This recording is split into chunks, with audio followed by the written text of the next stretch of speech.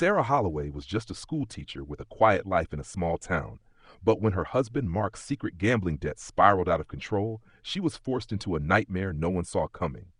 42 men, 17 brutal murders, and behind it all, a web of betrayal, blackmail, and blood led by a man named Curtis Doyle, turning Sarah from a desperate wife into the face of one of the most shocking true crime stories in Fairbridge history. Sarah Holloway never imagined her life would unravel this way. A quiet woman known around Fairbridge for her soft voice and gentle smile, she lived the kind of life most people barely noticed. Married young to Mark, her high school sweetheart, Sarah thought she had done everything right. Their modest home sat neatly in a row of similar brick houses, surrounded by trimmed hedges and quiet streets. But beneath that peaceful surface, darkness was already growing.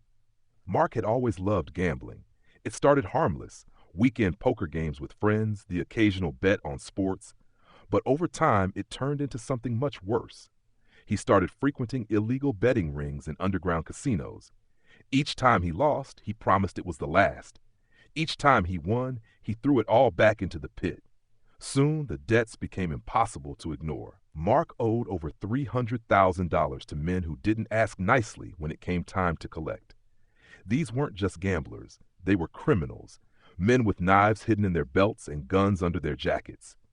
At first, Sarah tried everything she could to help, using her savings, selling jewelry, even taking out small loans under her name. But it was never enough. The debts grew faster than she could keep up.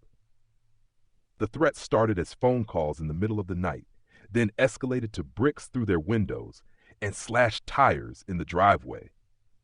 Sarah found herself staring at her own reflection in the bathroom mirror, wondering how a life that once felt so ordinary could turn into something out of a nightmare. The breaking point came one rainy night when a man appeared at their door, smiling like a shark. He didn't knock, he just walked right in, like he already owned the place. His message was simple: pay up, or things were going to get very bad, very soon. Mark was useless by this point, sweating, shaking, lost in his addiction. That's when Sarah made the decision that would change her life forever. With no family left to ask for help and no friends willing to get involved, Sarah decided to sell her body to save her husband's life. The first time felt like swallowing glass. She found the man online, met him in a cheap motel, and walked out feeling like a piece of herself had been carved away. But the cash was real.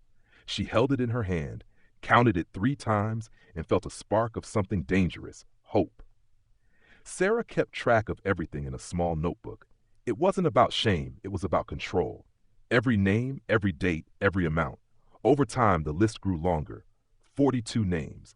42 nights she sold herself, not for luxury, not for thrills, but just to buy one more day of safety for her and Mark. But the more names she added, the closer she came to something far more terrifying than debt collectors or broken windows. Something was watching her, and soon the first crack of violence would tear her small world apart.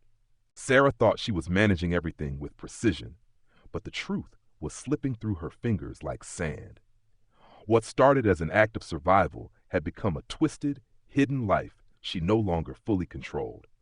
She worked as a teacher by day, smiled at her students, graded homework, and returned home at night to hide her secret world between the pages of that notebook. Each time she handed over cash to one of Mark's creditors, she felt the weight on her chest lift, if only for a moment. But debts like Mark's weren't just numbers on a page. They were connected to men with real violence in their veins. One of those men was Curtis Doyle, a name whispered in Fairbridge like a warning. Curtis wasn't just another debt collector. He was connected to networks Sarah didn't understand yet. Organized crime, black market dealings, people who disappeared when they became inconvenient. Through a series of backdoor deals and betrayals, Curtis got his hands on Sarah's notebook. The moment he flipped through those pages, her life belonged to him. The money was no longer enough. Curtis wanted more. He used that notebook like a leash, pulling Sarah deeper into his world. At first, he demanded information about the men she had been meeting. Their names, their professions, their weaknesses.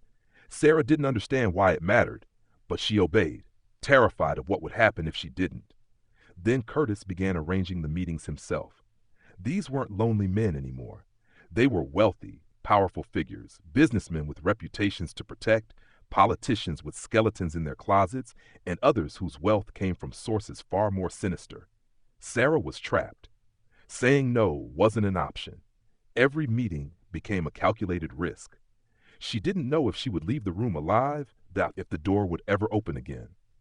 The worst part was that Mark, the very person she had sacrificed everything for, was falling apart before her eyes. His gambling hadn't stopped. If anything, it had gotten worse. The more Sarah fought to save him, the more he drifted into addiction, detached from reality, useless in the storm closing in around them. Curtis wasn't subtle about his control. Sometimes he'd send messages, a photo of Sarah walking down the street, proof that he could have her taken at any moment. Other times, he'd remind her with brutal violence against others, making it clear what would happen to her if she tried to run. Then came the first murder. One of the men from her notebook, a wealthy property developer, was found dead in an abandoned warehouse outside town. His body was arranged in a grotesque display that sent a clear message. To the police, it looked like a crime of passion or revenge, but Sarah knew better. The man's name was on her list. That notebook wasn't just a record of her shame anymore. It had become a hit list, a death sentence for anyone written inside. And Sarah realized, with a sickening knot in her stomach, that she was next. The murders didn't stop with the first. Within weeks, bodies began surfacing all over Fairbridge, each one more brutal than the last. Abandoned warehouses, empty parking lots, forest clearings, places forgotten by the world. Now crime scenes crawling with flashing lights and yellow tape. The connection wasn't obvious at first. Different ages, different careers, no clear motive linking them. But Sarah recognized every single face. Each man was on her list. Each one had paid her for silence and secrecy. And now each of them was dead. The fear gripped her like a sickness. She barely slept, jumping at every sound outside the window, waiting for the inevitable knock on her door. Her small, carefully organized life was unraveling faster than she could control. Every name in her notebook now felt like a loaded gun pointed at her head. It wasn't long before the media caught wind of the murders, spinning their own version of the story. Headlines screamed about a mysterious serial killer targeting wealthy men. Rumors swirled online about a prostitute killing her clients for revenge. Sarah's name wasn't public yet, but it was only a matter of time. The police worked tirelessly but couldn't find the pattern. Curtis, pulling the strings behind the scenes, made sure of that. Each killing was staged differently. Strangulation, gunshot wounds, stabbings, making it seem like separate crimes by different killers. It was deliberate chaos, designed to confuse investigators and keep suspicion away from him. But Sarah knew the truth, and that truth was eating her alive. She hadn't killed anyone, but she was the reason they were dead. Her list, her desperate attempt to fix a broken life, had become a death map guiding a killer's hand. Mark was no help. By now he was barely conscious most days, lost to the drugs and the guilt he refused to face. He didn't ask about the murders. He didn't even seem to care that people connected to them were dying. Sarah realized she was entirely alone, fighting a war on all sides with no allies left to trust. Curtis's control tightened with every body that dropped.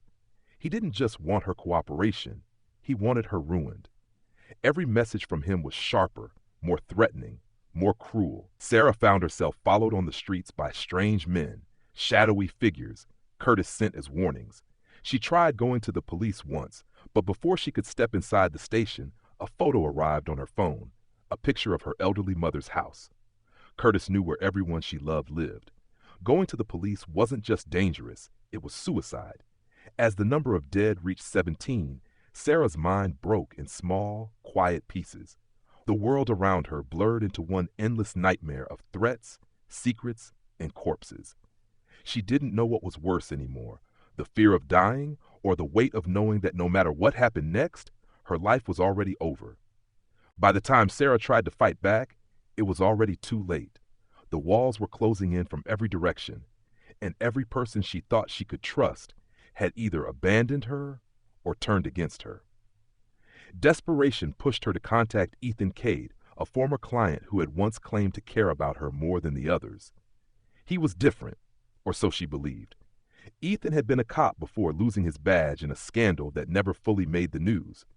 He knew things, dangerous things, and Sarah thought that maybe, just maybe, he could help her disappear for good.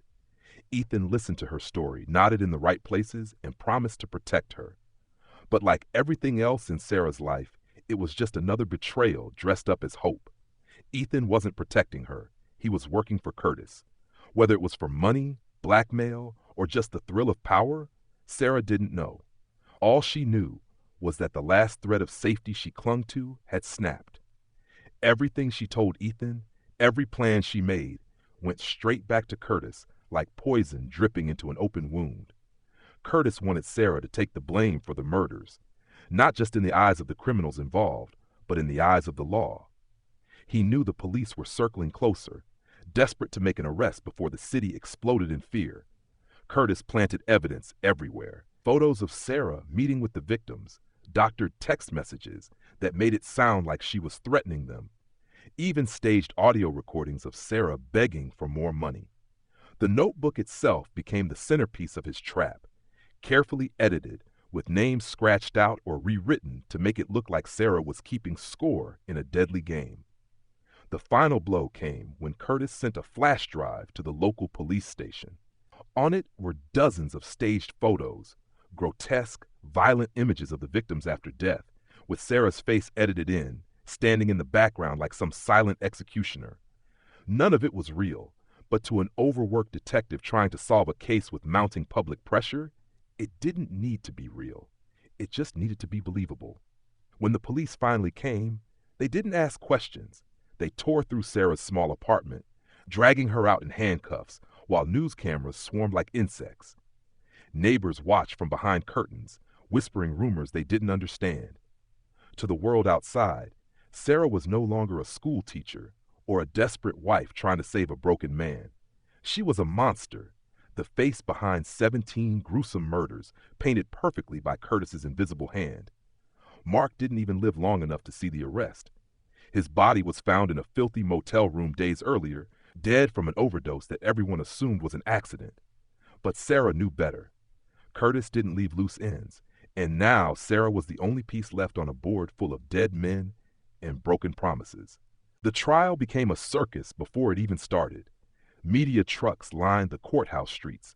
Headlines painted Sarah as a seductress, a cold-blooded killer who had lured men to their deaths for money, power, or twisted revenge. Every detail of her life was dragged into the open.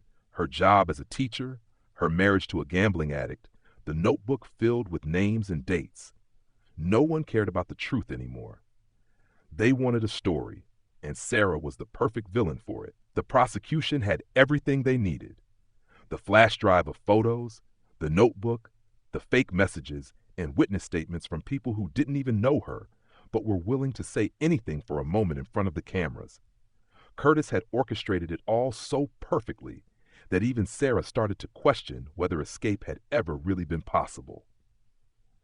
Sitting in that courtroom, dressed in the same clothes she'd been arrested in, she realized she wasn't fighting for her freedom anymore. She was fighting just to have her real story heard before they locked her away for life. But then something no one expected happened. An anonymous email landed in the inbox of one of the lead investigators. Attached to the message was a collection of raw video files, unedited security camera footage showing Curtis himself dragging one of the murder victims into the warehouse where the body was later found. No disguises, no masks. Curtis's face clear as day. It was the first real proof that Sarah wasn't the killer, and it unraveled the entire case like a pulled thread on a cheap suit. Within hours, the courtroom flipped. Prosecutors scrambled, reporters chased new leads, and suddenly the woman everyone called a murderer was now being seen as a victim of a deeper conspiracy. Police raided one of Curtis's safe houses and uncovered even more evidence: burner phones, financial records, fake IDs, all connected to the murders. Curtis was arrested, fighting and screaming as they dragged him out of hiding.